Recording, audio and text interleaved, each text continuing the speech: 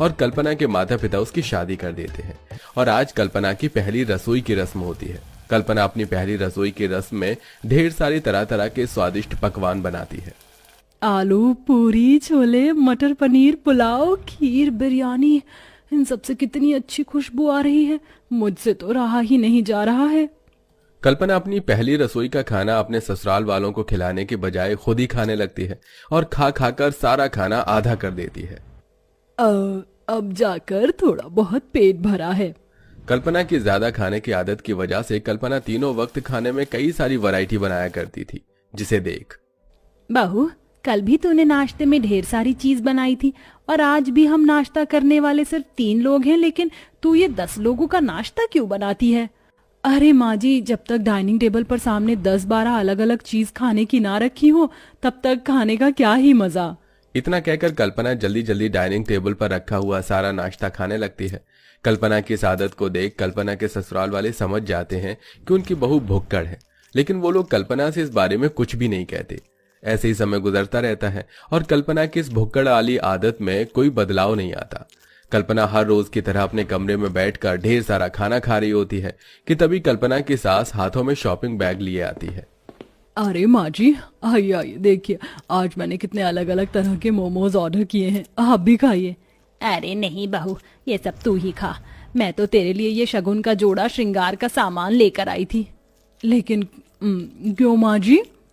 तुझे पता नहीं, 2 दिन बाद करवा चौथ है और शादी के बाद ये तेरा पहला करवा चौथ है, इसलिए मैं तेरे लिए ये लहंगा और ये सब श्रृंगार का सामान लेकर आई हूँ। तुझे पता है ना कि करवा चौथ का व्रत कैसे रखते हैं?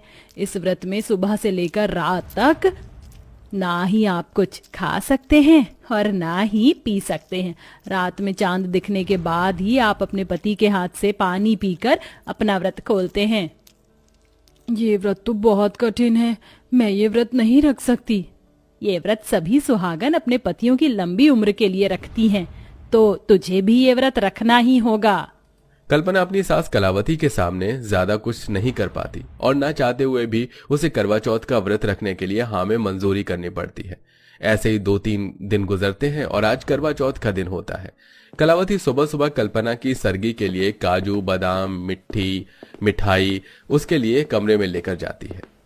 कल्पना बहू, इसे सरगी कहते हैं। करवा चौथ का व्रत रखने से पहले सरगी करना जरूरी होता है। इसमें जो जो सामान है वो तू सब खा ले, इसके बाद तो सीधा रात को चांद निकलने के बाद ही खाना खा सकती है। ये तो बहुत कम है, इससे तो मेरा जरा भी पेट नहीं भरेगा। कल्पना सबसे पहले अपनी सास की लाई हुई सरगी का सामान खाती है और उसके बाद किचन में जाकर अपने लिए कई अलग अलग तरह की चीज बनाकर खाने लगती है, जिसे देख कलावती। इतना मसालेदार और तेल का खाना मत खा, वरना पूरे दिन तुझे प्यास लगेगी।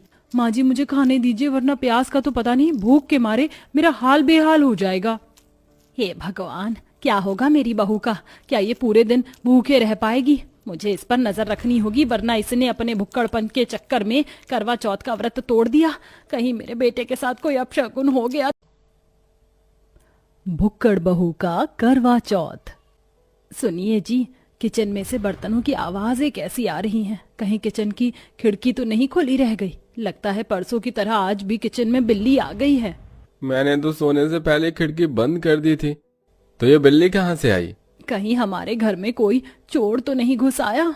सोनल की बात सुन राजेश घबरा जाता है। दोनों पति पत्नी जल्दी से बिस्तर से उठते हैं और एक बड़ा सा डंडा लेकर दबे पांव किचन में जाते हैं और किचन की लाइट को ऑन कर देते हैं।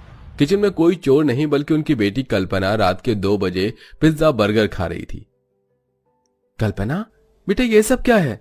पापा, मुझे बहुत भूख लग रही थी, इसलिए मैंने ऑनलाइन खाना ऑर्डर कर दिया।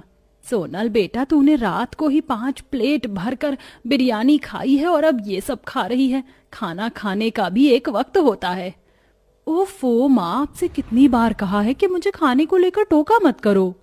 कल्पना किचन में खड़े होकर सारा खाना खा लेती है और एक बड़ी सी डकार मारकर अपने कमरे में चली जाती है। यह सब देखकर आप लोग समझ ही गए होंगे कि कल्पना कितनी बड़ी भुक्कड़ है। कल्पना को बचपन से खाने का बड़ा शौक था। कल्पना हमेशा कुछ न कुछ खाती रहती थी। कल्पना की इस भुक्कड़ आदत को देखते हुए उसके माता पिता उसे समझाने की काफी कोशिश करते हैं, लेकिन अपने माता पिता के लाख समझाने पर भी कल्पना अपना भुक्कड़पन नहीं छोड़ती। वक्त गुजरता है और कल्पना के माता पिता उसकी शादी कर देते हैं और आज कल्पना की पहली रसोई की रस्म होती है। कल्पना अपनी पहली रसोई की रस्म में ढेर सारी तरह तरह के स्वादिष्ट पकवान बनाती है।